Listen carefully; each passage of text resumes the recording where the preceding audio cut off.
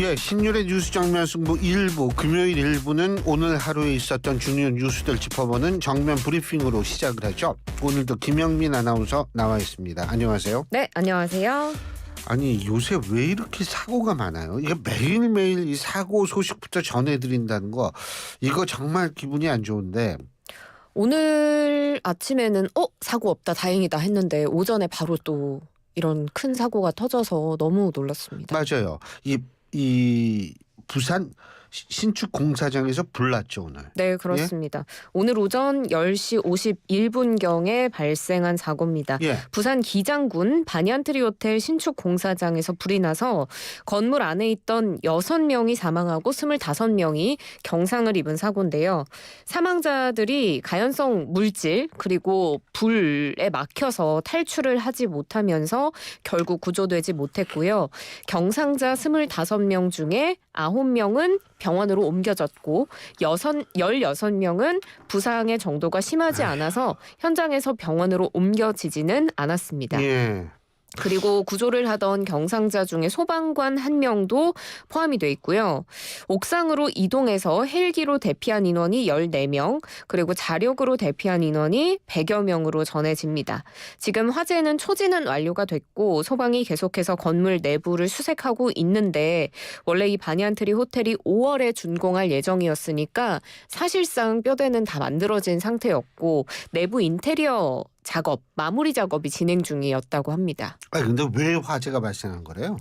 구체적인 그 불씨가 시작된 원인까지는 밝혀지지가 않았습니다만 불이 시작된 곳은 전해집니다. 건물 B동 1층 안에 있는 실내 수영장에 쌓아둔 인테리어 자재에서 불이 난 것으로 추정이 되는데요. 실제로 사망자들 대부분 이곳에서 발견이 됐다고 합니다. 기장 소방서장이 브리핑을 했는데 이 내용을 보면 지금 화재가 이렇게 번진 이유가 단열재들 때문인데 호텔에 들어가는 인테리어 가연물들 때문에 화재가 좀 커졌다라는 설명이고요. 인테리어에 쓰이는 단열재 종류가 워낙에 많다 보니까 구체적인 내용은 정리가 되는 대로 조사가 된 후에 이야기를 드리겠다라는 이야기를 했습니다. 그 현장에 스프링클러 있었냐 이런 부분도 굉장히 얘기가 많았는데 스프링클러 화재 경보음 모두 작동을 했다고 합니다. 구체적인 화재 원인은 이제 추후에 조사나 감식을 통해서 밝혀질 것으로 보입니다. 정말 이 너무 또 안타까운 인명 피해가 났는데 요새 왜 이런지 모르겠어요, 진짜. 이게 그러니까 이런 참사가 자꾸 사고가 날수록 이 행정안전부라든지 예를 들면 이런 쪽에서 좀 더 신경을 많이 써야 되는데 또 안타깝게 지금 행정안전부 물론 이제 장관 권한대행이 다 최선을 다하고 있겠지만 그래도 이게 참 좀 안타까워요, 여러 가지로. 지금 우리 사회에서 권한대행이 없는 곳이 오히려 좀 신기하다 이렇게 볼 정도로 대부분 다 권한대행, 심지어 지금 권한대행까지 나오고 있는 상황 아니에요? 이게 지금 참 그렇습니다. 그런데 또 한 가지 내란 혐의로 기소된 그 노상원이라는 사람 있죠. 네. 이 노상원 전 국군 정보사령관, 이 사람 수첩에 적혀있던 내용이 이게 밝혀진 모양이에요. 네, 그죠? 맞습니다. 예. MBC 보도를 통해서 전해진 내용입니다. 보도에 따르면 이 노상원 전 국군 정보사령관 수첩 안에 정치인 그리고 사회계 인사, 더 나아가서 문화, 연예계, 스포츠계 이쪽 사람들까지도 수백 명의 이름이 적혀 있었던 것으로 전해졌는데요.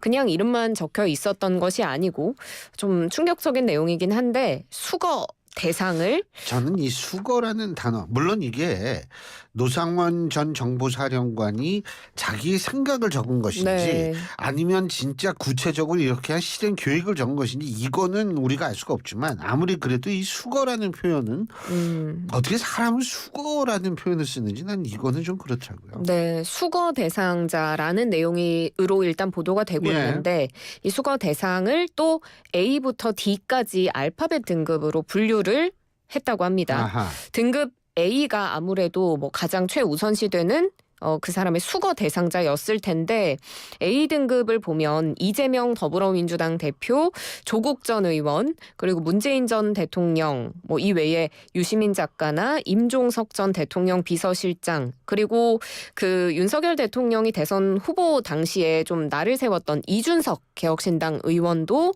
A등급에 포함이 돼 있었다고 합니다. 한동훈 전 대표가 있는지 없는지 이게 궁금하네요. 왜냐하면 지금 뭐 한동훈 전 대표와 이재명 대표 이런 분들이 체포의 대상이라는 얘기가 나오지 않았습니까? 근데 이 그러게요. 수첩에는 이게 있는지 없는지 궁금하네요. 당연히 있으면 A등급으로 돼 있어야 되고 또 있어야 될 텐데. 예. 그리고 이제 정치인뿐 아니라 사법부 관련해서도 명단이 있었는데 이 워딩 그대로 이야기를 하면 좌파 판사 전원이라는 글과 함께 유창훈이라는 이름도 발견이 된 것으로 전해집니다. 이 유창훈 판사의 경우에는 이재명 대표 구속영장을 기각한 서울중앙지법의 영장전담 부장판사를 지목한 것으로 보이고요. 이 수첩 안에 간첩 재판자라는 항목이 있는데 여기 밑에 문재인과 그 일당 그리고 이재명 쪽 X들 이라고 쓴 것으로 확인이 됐습니다. 근데 뭐 여기에는 어떻게 구체적으로 뭐 처리 방법 뭐 이런 것도 있었다 그러죠? 그렇습니다. 참. 일단 명단이 있었던 것도 놀랍고 이 명단에 등급이 매겨져 있었던 것도 놀랍고 그리고 여기에 처리 계획까지 적혀 있었던 것도 좀 놀랍습니다. 1차, 2차, 3차 등으로 수거 계획이 나눠져 있었다고 하는데요. 계엄 선포한 이후에 이 사람들을 차례차례 체포할 계획이었지 않느냐 이런 추정이 됩니다. A급 체포 대상자를 뭐 그룹별로 묶지 말고 섞어서 수집소로 보낸다. 포승줄을 활용하라. 이런 구체적인 내용도 있었던 것으로 보도가 되고 있고요. 체포한 이들을 보낼 장소 역시 적혀 있었던 것으로 보이는데 연평도, 제주도 이런 장소가 적혀 있고 이송 중 사고라는 내용도 적혀 있었다고 합니다. 구체적으로 가스, 폭파, 침몰, 격침이라는 표현이 나왔다고 하는데 실행 계획 중에 내국인을 사용할 시 수사를 피하기 어렵다. 전문 프로가 필요하다. 이런 내용까지 들어가 있으면서 또 중국이나 북한을 활용하는 안까지 등장하는데 결국에는 이런 지침을 실행하는 과정에서 증거인멸까지 염두에 둔 것이 아니냐. 이런 추측이 됩니다. 이게 이 사람의 개인적인 생각을 그냥 적은 거라고 하더라도 네. 정말 좀 끔찍한 얘기인데 여기 장기 집권에 대한 구상도 있었다고 그러죠? 그렇습니다. 한겨레에서도 보도를 냈는데요. 여기 내용을 보면 노 전 사령관의 수첩에 헌법 개정이라는 내용이 담겨 있는데 괄호 열고 재선, 물결 3선. 그러니까 이 대통령의 3선까지 가능하게 하는 헌법 개정 계획까지 세운 것이 아니냐라는 추측입니다. 이 외에도 선거 제도를 좀 손보려고 했던 정황들이 수첩 내용을 통해서 전해지고 있는데요. 중국, 러시아 선거제도 연구라는 문구가 등장을 합니다. 아니 교수님도 더 잘 아시겠지만 우리나라와 아주 다르잖아요.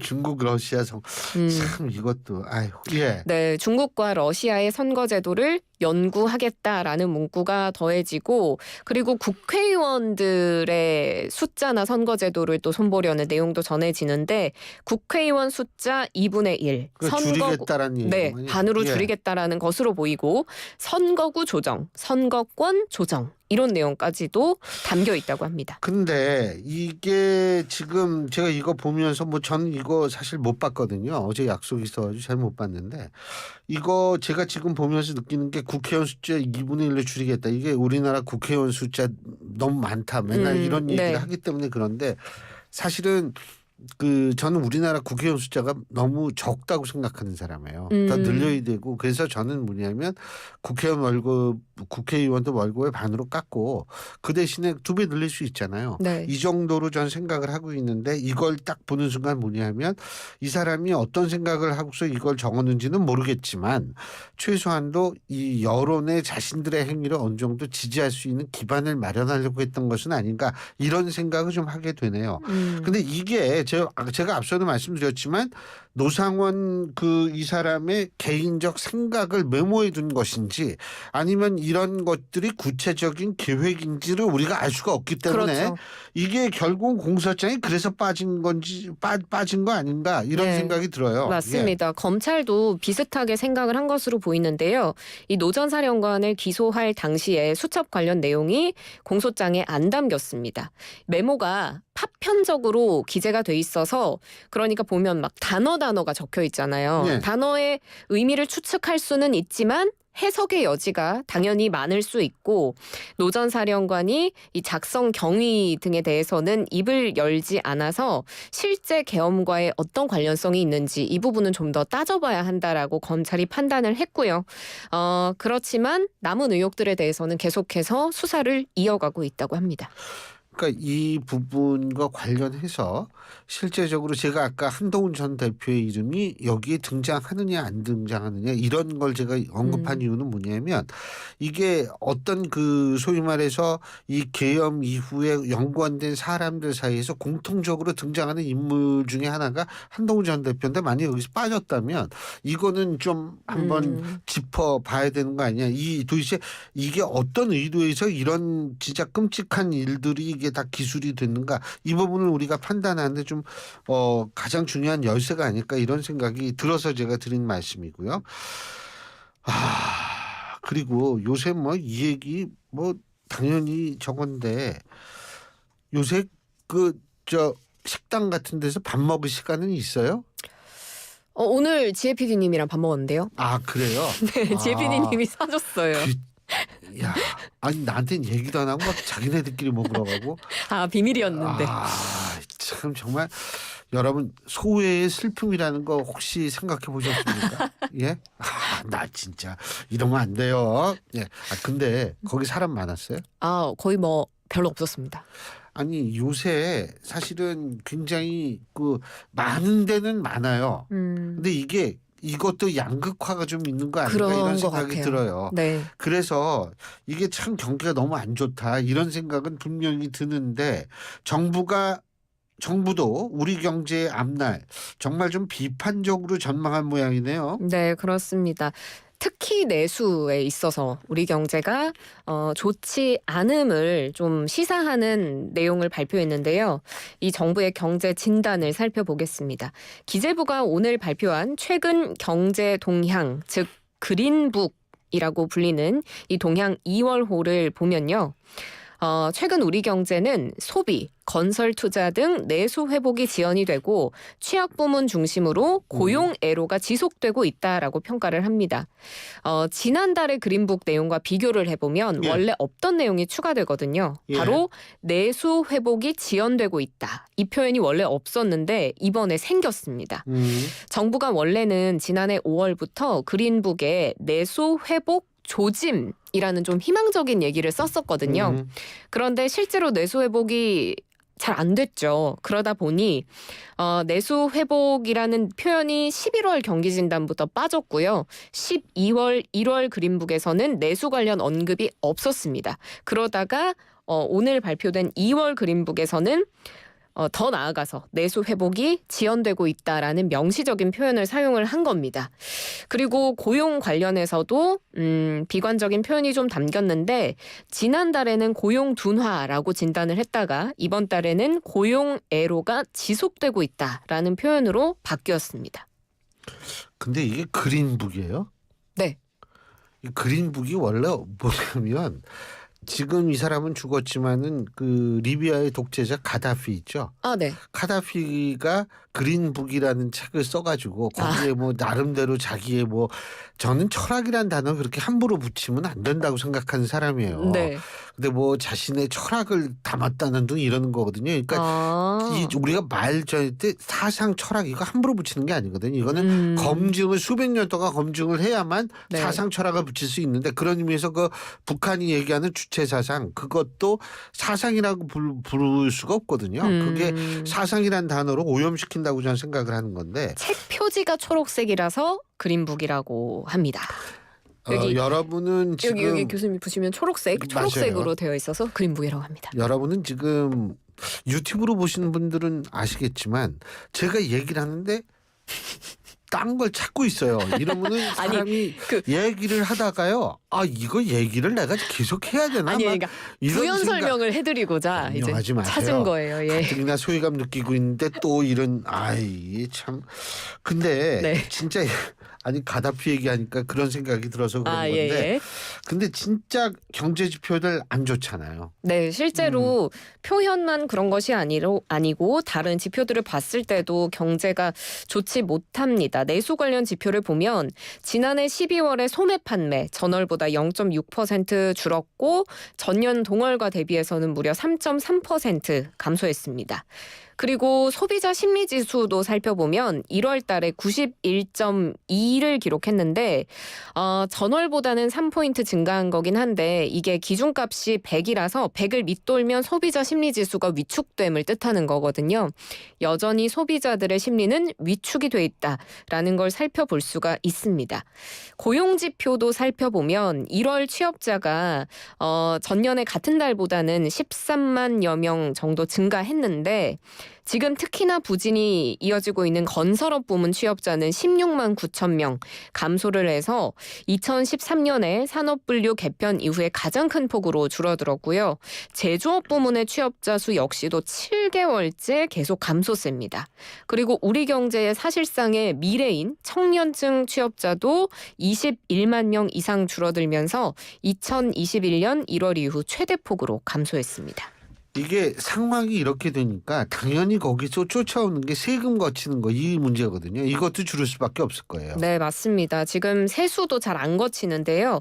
기재부가 어제 재정동향 2월호 발간했는데 이 내용을 보면 지난해 국세 수입이 336조 5천억 원. 으로 7조 5천억 원 줄었습니다. 이게 2023년에 기업들이 실적이 부진하면서 이 법인세가 많이 덜 거쳤기 때문인데요. 국세 수입 그리고 여기에 더해서 세외 수입과 기금 수입을 합친 총 수입을 보면 작년 1월에서 11월까지를 기준으로 했을 때 542조 원, 전년 동기 대비해서는 12조 원 이상 늘었습니다. 그럼 좋은 거 아니냐 하실 수도 있지만 지출이 더 많이 늘었습니다. 아하. 같은 기간 총 지출이 전년 동기 대비 21조 5천억 원 늘어서 570조 이상으로 집계가 되면서 작년 11월에 누적 통합 재정 수지, 그러니까 총 수입에서 총 지출을 뺀 규모가 28조 2천억 원 적자를 나타냈습니다. 이 적자 규모에 또 국민연금 같은 4대 보장성 기금 수지를 차감해서 실질적인 정부의 재정 상태를 보여주는 관리 재정 수지를 보면 81조 3천억 원 적자를 기록했습니다. 이거 어떻게 빨리 좀 좋게 돼야 될 텐데 가장 중요한 거는 좀 정치가 하루빨리 정상화되는 이게 필요하거든요. 네. 근데 지금 요새 너무 정치적으로 어수선하니까 이게 어떻게 될지 진짜 모르겠어요. 아유 이거 참 걱정인데. 근데 이제 이런 걱정 속에서 우리한테 정말 이 뭐라 그래야 되나 뇌를 시원하게 해주는 그런 차가워요. 일들이 막 좀, 얼얼하죠. 그죠? 네. 어유 이거 우리나라 정말 우리나라 이 젊은 스포츠 선수들 정말 자랑스럽습니다. 이 하얼빈에서 지금 개최되고 있죠. 동계 아시안 게임 벌써 막을 내린 이거 시작한 지도 얼마 안 되는데 벌써 끝나네요. 네, 그렇습니다. 근데 우리 선수들이 우리가 원래 정했던 목표보다 훨씬 더 좋은 성적을 냈다고 그러더라고요. 네, 맞습니다. 오늘 밤 9시에 이제 폐회식이 있습니다. 정말 한 일주일 동안 우리나라 국민들을 뭐 웃게도 하고 울게도 하고 그럼요. 괜히 열광하게 했던 그 아주 재미있었던 하얼빈 동계 아시안 게임 막을 내리게 되는데 이 하얼빈 대회 이전 경기가 2017년 일본 삿포로에서 열린 제8회 아시안 게임이었습니다. 예. 그러니까 8년 만에 열린 거예요. 정말 오랜만에. 코로나 때문에 그랬을 거예요. 그래서 아마. 저도 예. 코로나 때문인가 하다가 괜히 아니에요? 한 번 더 찾아봤거든요. 예. 근데 이게 이렇게 오랜만에 열린 게 이유가 있습니다. 대한체육회에서 더 팩트에 전한 내용이 언론기관 더 팩트죠. 네네. 예. 2021년 당시에 대회 개최를 신청한 도시가 없었다. 그래서 안 열렸다. 코로나 때문이 아니다라고 설명을 했대요. 그래서 이런 굉장히 오랜만에 경기가 열린 것이다라는 정보를 또 전해드리고 우리 대표팀이 지금 오늘 폐막 기준으로 금메달 16개, 은메달 15개, 동메달 14개를 따면서 이 삿포로 대회 때가 역대 최고 기록이었는데 금메달 타이 기록을 달성을 했고요. 오늘 이 뒤에 계속 전해드리겠지만 오늘 금메달 하나, 은메달 하나, 동메달 하나 따면서 뭐 마지막까지도 선전하고 있습니다. 아니, 제가 가만히 지금 생각해 보니까 이 아시안 게임, 특히 동계 아시안 게임은 이게 눈이 오는 지역이 일단은 필요하잖아요. 좀 그러네요. 춥고. 네, 예? 맞습니다. 그러니까 이게 그 개최지의 폭이 좁아질 수밖에 없어요. 그러네요. 예. 예? 그러니까 이게 결국 이렇게 되는 거 아닌가 이런 생각이 드는데, 야, 제가 근데 말이에요. 요새 이거 보면서 느끼는 게 뭐냐면 이게 한번 누가 뭔가를 이렇게 열면은, 그렇죠. 그러니까 완전히 개척자처럼 이거 열면은 그 이후에 쫓아가는 사람들이 조금 쉬워지는지 어떻게 정말 잘해요. 이 남녀 피겨 싱글 모두 금메달 걸었잖아요. 진짜 이게 경사가 났어요. 김연아 선수 이후에 이게 계속 이제 이렇게 되는 거 아닌가 이런 생각이 들거든요. 네, 그렇습니다. 여자 싱글에서 김채연 선수가 뭐 강력한 우승 후보였던 일본 선수를 제치고 금메달 땄고요. 남자 싱글에서도 차준환 선수가 또 금메달을 차지했는데 일본 선수가 원래 거의 압도적인 금메달 우승 후보였는데 우리 차준환 선수가 너무 잘해버려서 일본 선수가 뭐 3-4번씩 넘어져서 은메달로 아이고. 가게 됩니다. 두 선수 모두 쇼트에서 2위를 차지하다가 프리 때 아주 거의 뭐 클린에 가까운 경기를 펼치면서 역전승을 차지해서 동계 아시안 게임 최초로 한국 피겨 남녀 싱글 금메달 달성했습니다.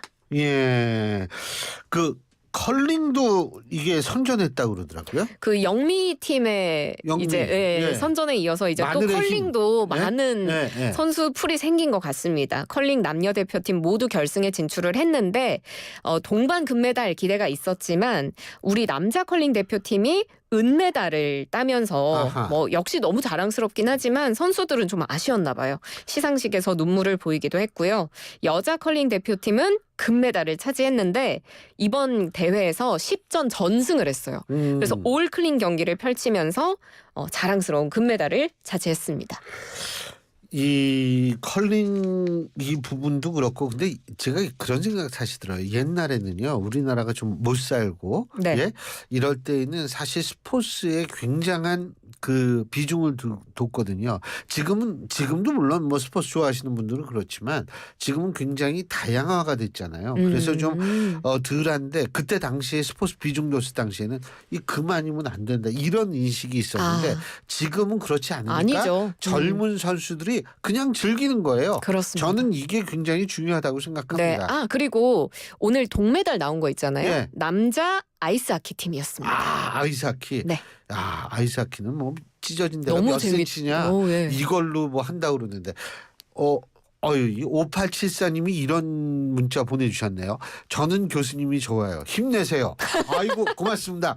저도 좋아요, 교수님. 아유 고맙습니다. 아유 또 사회생활도 이거. 네. 그래요. 오늘 수고하셨습니다. 고맙습니다. 고맙습니다. 예, 김영민 아나운서였습니다.